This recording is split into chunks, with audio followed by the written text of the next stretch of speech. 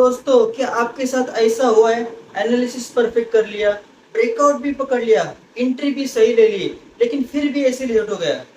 लेकिन फ्रस्ट्रेशन तो तब होता है जब मार्केट सिर्फ 15-20 पॉइंट गिरता है, लेकिन जो आपका प्रीमियम है वो 30-40% से टूट जाता है। फिर रिटेल ट्रेडर सोचता है, यार मेरा एनालिसिस ही गलत था, ऑप्शन बाइंग स्कैम है। लेकिन असल में प्रॉब्लम आपकी एनालिसिस नहीं, ऑप्शन बाइंग का सबसे बड़ा प्रॉब्लम उसका कंफ्यूजन, एसएल प्लॉटिंग है। तो आज की वीडियो के बाद आपका पूरा पर्सपेक्टिव ही बदल जाएगा। तो आज की इस वीडियो में हम बात करने वाले हैं ऑप्शन बायर के सबसे बड़े कंफ्यूजन के बारे में। क्यों ऑप्शन बायर सही डायरेक्शन पकड़ने के बाद भी लॉस करके लेता है? क्यों उसका एसएल जल्दी हिट हो जाता है? क्यों 30 पॉइंट का एसएल मार्केट सिर्फ 15 पॉइंट मूव करने के बाद ही हिट हो जाता है? और सबसे इम्पोर्टेंट बात, इस प्रॉब्लम का प्रैक्टिकल सॉल्यूशन क्या है? अगर आप ऑप्शन बाइंग करते हो तो इस वीडियो को एंड तक देखना, थोड़ा भी मिस मत करना। तो चलिए वीडियो को शुरू करते हैं। तो अब हम बात करेंगे रिटेल ट्रेडर सबसे बड़ी गलती क्या करता है।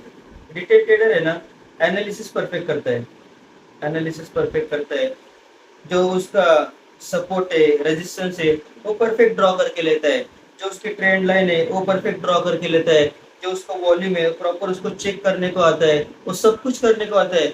इसका मतलब क्या है? उसे एंट्री कब लेनी है वो तो पता है, लेकिन एसएल किधर लगाना ये सबसे बड़े कंफ्यूजन है। 10 पॉइंट का लगाओ, 20 पॉइंट का लगाओ, 50 पॉइंट का लगाओ, उसको पता ही नहीं रहता एसएल किधर लगाओ, और यही गलती उसका अकाउंट खाली कर देती है। अब एक आपको रियल एग्जांपल देके सिखा दो। मान लो कि मार्केट है वो 25,000 पे है, और आपने उसी का सी ले लिया, वो मान लो क्या 100 रुपए का है, बराबर। तो आपने क्या किया, एक डिसिप्लिन ट्रेडर की तरह प्रॉपर 30 पॉइंट का है आपने एसएल लगा दिया, मतलब 24,970 का, मतलब 30 रुपए का आपका एसएल हो गया। और एट द मनी पे डेल्टा क्या होता है? 0.5, मतलब रुपीज में देखा जाए तो आपका एसएल है 85 पे चला गया, बराबर। लेकिन मार्केट थोड़ा ही गिरने के बाद जो आपका प्रीमियम है वो 85 पे आता है, बल्कि आपका 30 पॉइंट का एसएल हिट भी नहीं होता है।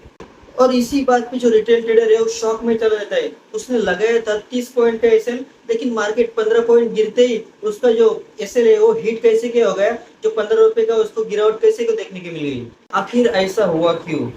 जो हमारा प्रीमियम है वो मार्केट के ऊपर नहीं चलता, उसके पीछे गेम है ऑप्शन ग्रीक्स का। जो आपके ऑप्शन की वैल्यू है मान लो 100 रुपए, तो उसमें क्या होता है? टाइम वैल्यू होता है, इम्प्लाइड वॉलेटिलिटी होता है, उसमें डेल्टा होता है।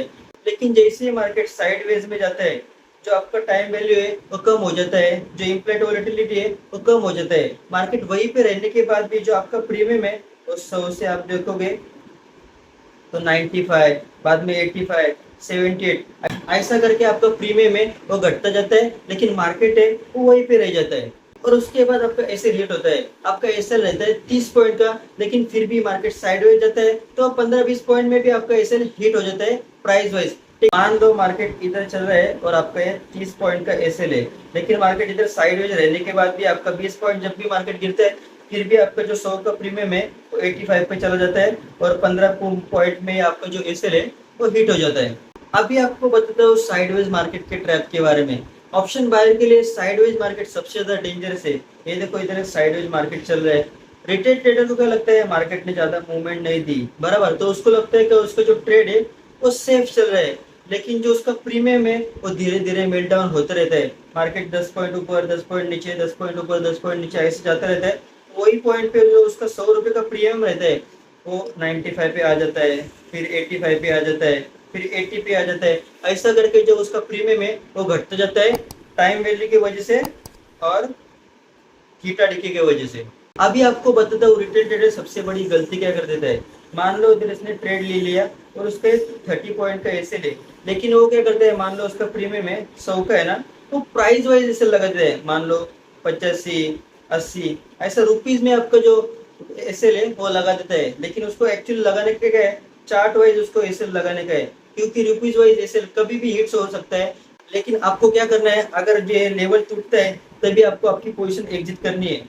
अभी मैं एक कंफ्यूजन का सॉल्यूशन बताने जा रहा हूँ। तो सबसे पहले आपको क्या करना है, जब भी आप एसएल लगाओगे आप प्राइस वाइज एसएल मत लगाओ। मैं मान लो कि आपने 100 रुपए का जो प्रीमियम ले लिया, तो 80, 85 ऐसा एसएल मत लगाओ, चार्ट वाइज एसएल लगाओ। मान लो एक लेवल टूट जाए तभी आप उस पोजीशन से एग्जिट मार देना, ना कि प्राइस वाइज अगर मैं 85 पे आ जाऊंगा तो मैं एग्जिट कर दूंगा, ऐसा नहीं। चार्ट वाइज एसएल लगाओ, लेवल टूट जाते हैं तभी आपको आपकी पोजीशन एग्जिट मारनी है। और दूसरा सोल्यूशन ये है, ये सबसे बेस्ट सोल्यूशन है। अगर आप कौन सा भी ऑप्शन चूज कर रहे हो, आउट ऑफ मनी का चूज मत करो और एट द मनी का चूज मत करो। लेकिन ज्यादातर ऑप्शन बायर वही चूज करते हैं क्योंकि वो सस्ते मिल जाते हैं। लेकिन आपको सिलेक्ट करना है डीप इन द मनी। मतलब क्या होता है, जो भी वो प्रीमियम है वो काफी ज्यादा महंगा मिलता है, लेकिन उधर थीटा डिके ज्यादा काम नहीं करता। मान लो मार्केट साइडवेज चला गया, फिर भी जो आपका प्रीमियम है वो ज्यादा कम नहीं होता। और तीसरा सोल्यूशन, अगर मार्केट साइडवेज जा रहा है तो उसको हो सके उतना अवॉइड ही करो।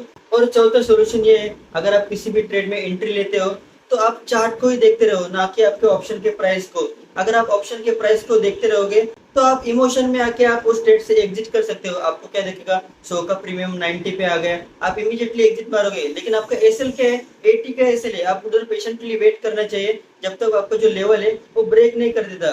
जिसका मतलब आपको क्या करना चाहिए, चार्ट के देखो, ना कि ऑप्शन के प्राइस को। और सबसे इम्पोर्टेंट बात, अगर आपको ऑप्शन बाइंग में सक्सेसफुल होने का है तो आपको रिस्क मैनेजमेंट, ग्रीक का नॉलेज और आपको पेशेंस रखना होगा। रिटेल ट्रेडर क्या करता है, बस उसको एंट्री लेना पता होता है, ब्रेकआउट ब्रेकडाउन उसके ऊपर एंट्री लेना पता है। लेकिन स्मार्ट ट्रेडर क्या करता है, प्रीमियम के बिहेवियर को समझता है। तो आज की इस वीडियो में आपको क्या सीखने को मिला, जो आपका एसएल है वो क्यों जल्दी हिट हो जाता है, और थीटा डिके की वजह से भी आपका जो एसएल है वो क्यों हिट हो जाता है, और साइडवेज मार्केट है वो क्यों ऑप्शन बायर के लिए सबसे ज्यादा रिस्की है। अगर ये वीडियो आपको यूजफुल लगती है तो इस चैनल को सब्सक्राइब करना।